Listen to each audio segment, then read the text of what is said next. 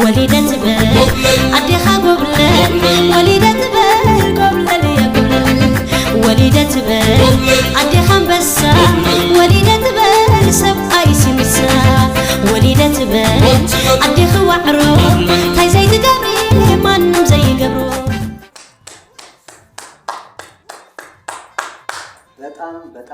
በጣም ደስ ብሎኛል። የ2025 ቲክቶክ ክሬቲቭ አዋርድ ሽልማቱን አዶናይ እንዳለ አጥረግርጎ በልቶታል። ሽልማቱን አዶናይ ስለበላ ደስ ካላቸው ሰዎች ውስጥ ደግሞ አንዱ እኔ ነኝ ማለት ነው። ምክንያቱም አዶናይ እንዲያሸንፍ እፈልግ ነበረ። አዶናይ ያሸንፋል ብዬ የማምንበትም ደግሞ የራሴ ምክንያት ነበረኝ ማለት ነው።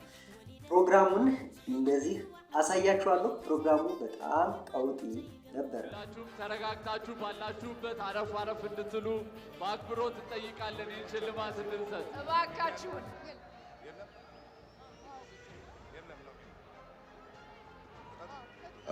እንዴት አመሻችሁ።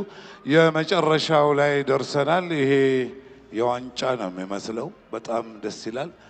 እኔ እንግዲህ ላለፈው 2 ዓመት የቲክቶክ ክሬቲቭ አዋርዶችን አሸናፊዎቹን ሸልም ያለው የዛሬው ደግሞ በጣም የተለየ ነው። በጣም ነው የሚያምረው። በጣም ደስ ይላል። ከፍተኛ ሰስፐንስ ያለበት ነው። እንግዲህ አሸናፊው እዚህ ፖስታ ውስጥ ነው ያለው። ይከፈት።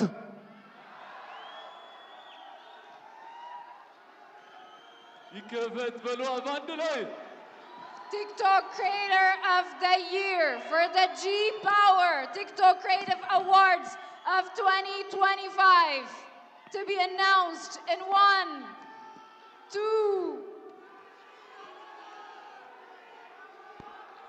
የ2025 የጂ ፓወር ቲክቶክ ክሬቲቭ አዋርድ አሸናፊ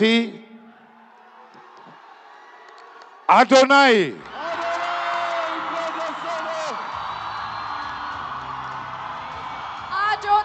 TikTok Creator of the Year for the G Power TikTok Creative Awards 2025. Congratulations! እባካችሁ ባላችሁበት ቦታ ላይ እንድትቀመጡ፣ እባካችሁ እንድትረጋጉ በአክብሮት እንጠይቃለን።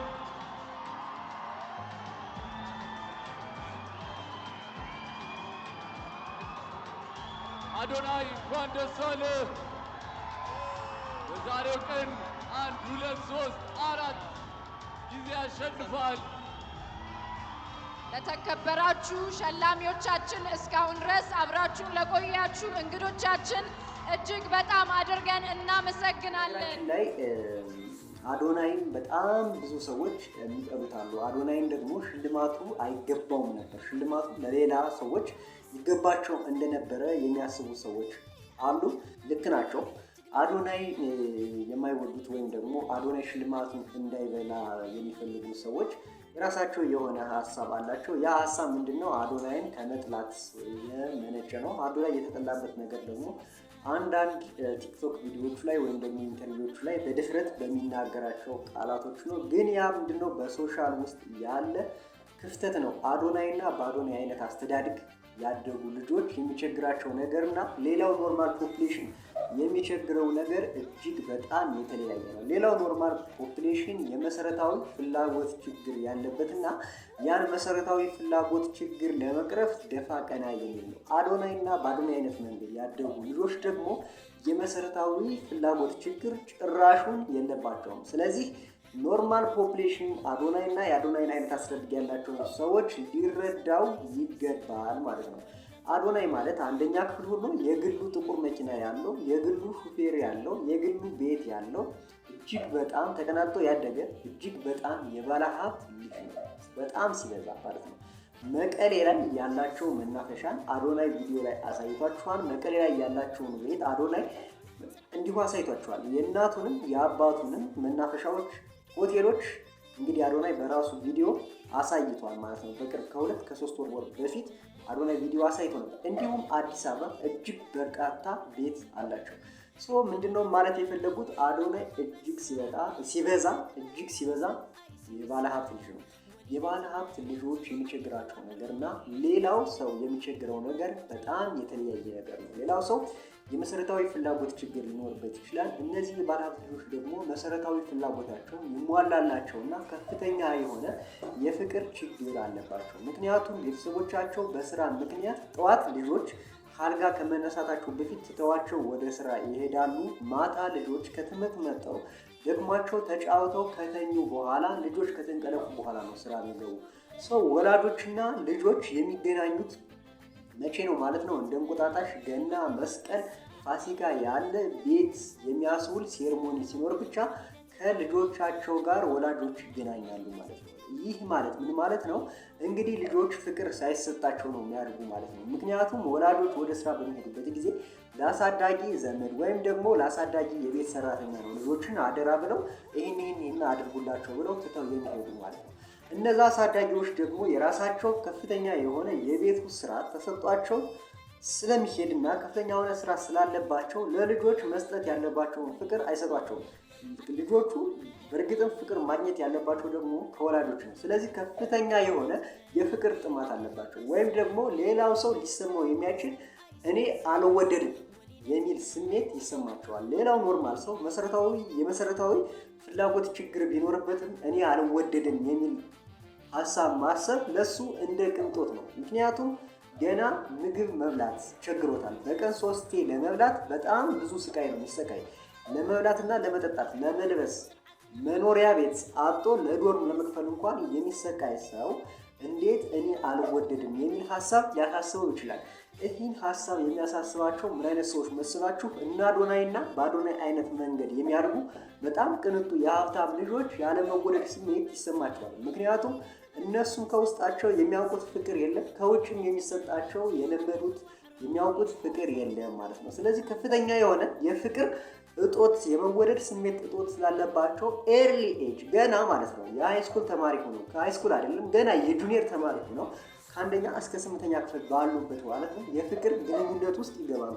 የፍቅር ግንኙነት ውስጥ የሚገቡበት ዋና ዓላማ ባለጌ ሆነው ወይም ደግሞ ወጣ ያሉ ልጆች ስለሆኑ ወይም ደግሞ ሌላው መሰረታዊ ፍላጎታቸው የተሟላላቸው ልጆች ስለሆኑ ያን የማያውቁትን የባዶነት ስሜት ያለመወደድ ስሜት ለመሙላት ሲሉ ከሆነ ሰው ጋር የተለየ ኢንቴንሽን ይኖራቸውና ፍቅር ብለው ግንኙነት ይጀምራሉ ወይም ደግሞ ያን ፍላጎት ይጀምራሉ ማለት ነው። እንግዲህ አዶናይ በዚህ ፍላጎት ምክንያት ብዙ ስቃይ የተሰቃየ ልጅ ነው።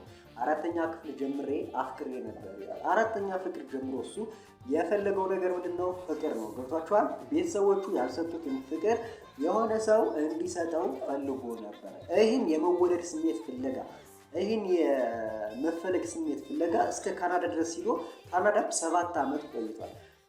ምንድነው አዶናይ የመወደድ ስሜት ሲፈልግ ሲያሳድድ የኖረ ልጅ ነው ማለት ነው እንጂ አዶናይ ባለጌ ስለሆነ አዶናይ የተለየ ሰው ስለሆነ አዶናይ ደፋር ስለሆነ ጋጥወጥ ስለሆነ አይደለም። ሚዲያ ላይ ቀርቦ እነዚህ ነገሮች የሚናገራቸው ሚዲያ ላይ ቀርቦ የሚናገርበት ዋና ምክንያት በእነዚህ ነገሮች ውስጥ ሱስ ውስጥን ገብቶ ስለነበረ እሱ ከሚናገረው አይነት ሱስ ወጣቶች እንዲህ ወፍርት ስሜት ውስጥ እገባ ስለነበረ ራሴን ለማጥፋት በጣም ብዙ ጊዜ እሞክር ነበር። ግን ደግሞ እስካሁን ድረስ እንድኖር የፈቀደ እግዚአብሔር ራሴን እንዳጠፋ አላደረገኝም።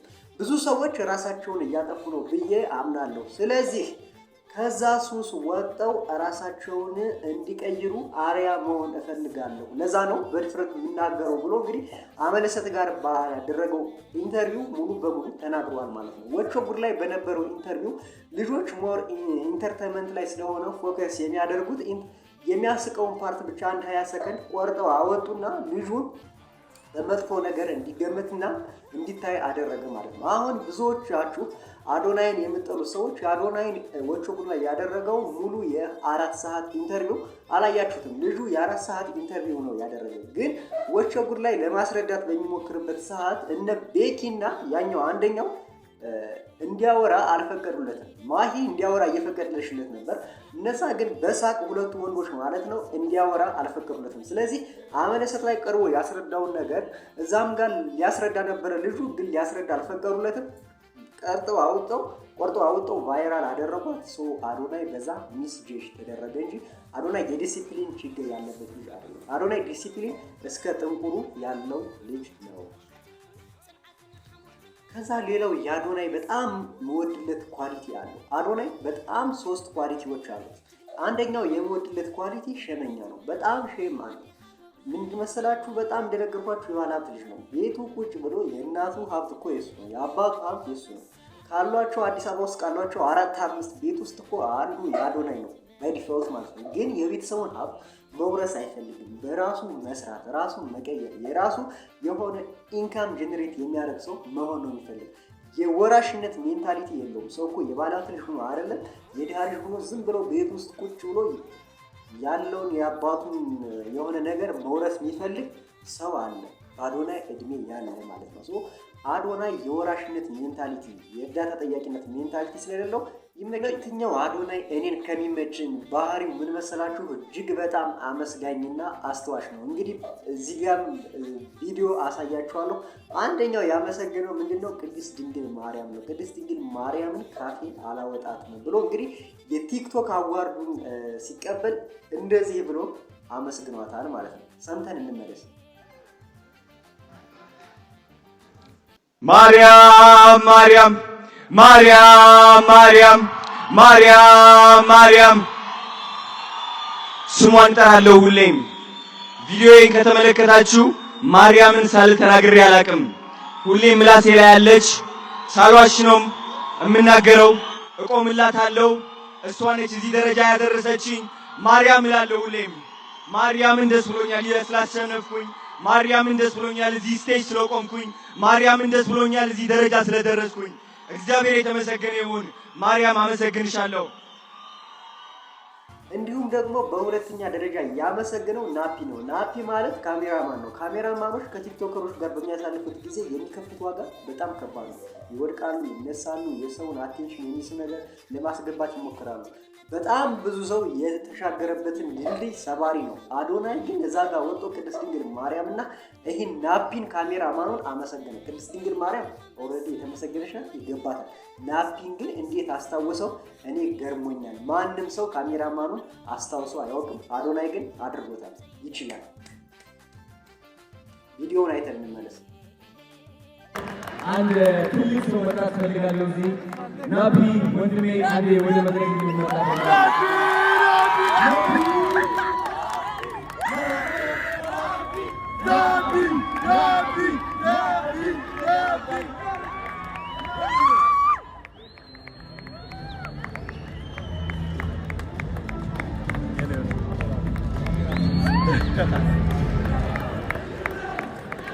አንድ ነገር ልንገራችሁ ስለ ናፒ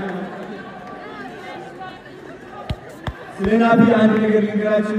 ሁሌም ናፒ ስል ሰምታችሁ ታውቃላችሁ።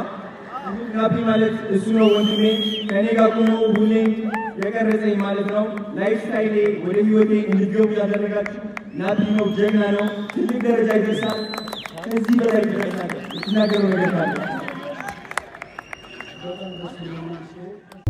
ሶስተኛው የአዶናይ ኳሊቲ ስፒሪት ነው። ከእግዚአብሔር ጋር ከፍተኛ የሆነ ጥምረት እንዲኖረው ይፈልጋል። ከፍተኛ የሆነ የመንፈሳዊነት ተነሳሽነት፣ የመንፈሳዊነትን የማሳየት መንገድ አዶናይ ጋር ይታያል። ከፍተኛ የሆነ እግዚአብሔርን የመፈለግ ጥልቅ ፍላጎት አይቼበታለሁ። ይህ የሚያሳየው ደግሞ ካለፈው ስህተቱ ተምሮ ያለፈውን ስህተቱን መተው እንደሚፈልግ እና ወደፊት ያለው መንገዱ ደግሞ ቀና እንዲሆንለት የሚፈልግ የሚመኝ ወጣት መሆኑን ያሳያል። በጣም ብዙ ፊት ለፊቱ ስራ መስራት የሚፈልግ ሰው እግዚአብሔርን መያዝ ይፈልጋል እና አዶናይ ከፍተኛ የሆነ ጉጉት አይቼበታለሁ። በእነዚህ 3 ባህሪዎቹ አድንቄዋለሁ። እሱም ምንድነው?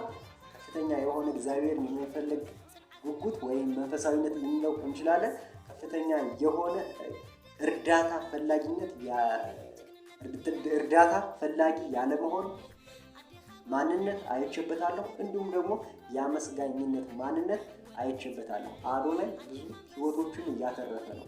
እኛ ላንረዳው እንችላለን። እኛ ገና የመብላትና የመጠጣት የመሰረታዊ ፍላጎት ያለን ሰዎች ነን። ግን ይህ መሰረታዊ ፍላጎት ተሳክቶላቸው ደግሞ ፍቅር ብቻ ያጡ፣ መወደድ ብቻ ያጡ በርካታ ሰዎች አሉ። አዲስ አበባ እና ሌሎች የክልል ከተሞች ላይ የሚኖሩ የባለሀብት ልጆች ሀብታቸውን፣ ገንዘባቸውን፣ ወጣትነታቸውን፣ ልጆቻቸውን መጠጥ ቤቶች ላይ፣ ጭፈራ ቤቶች ላይ፣ መቃሚያና ማጨሻ ቤቶች ላይ እያፈሰሱት ነው የሚገኙት። ዱርዬ አጫሽና ቃሚ ወንዶች የሀብታም ሴት ልጆችን ብርን ወይም ሀብት እየተጠቀሙበት፣ እየተቀየሩበት፣ እያጨሱበት ነው የሚገኙት። ባለ ሀብቶች ልጆቻቸው የት እንደሚውሉ እንኳን አያውቅም። እነዚህ ልጆች ወደው ወይም ፈቅደው ደስ ብሏቸው አይደለም ይህን የሚያደርጉት። በቃ ፍቅርን ፍለጋ እየተንከራተቱ ስለሆነ ነው ማለት ነው። አዶናይ እነዚህ ልጆች ሴቭ እያደረጋቸው ነው። የአዶናይ ንግግሮች ለእኛ ቅንጦት ናቸው፣ ለእኛ ቅንጠት ናቸው፣ ለእኛ ብልግና ናቸው።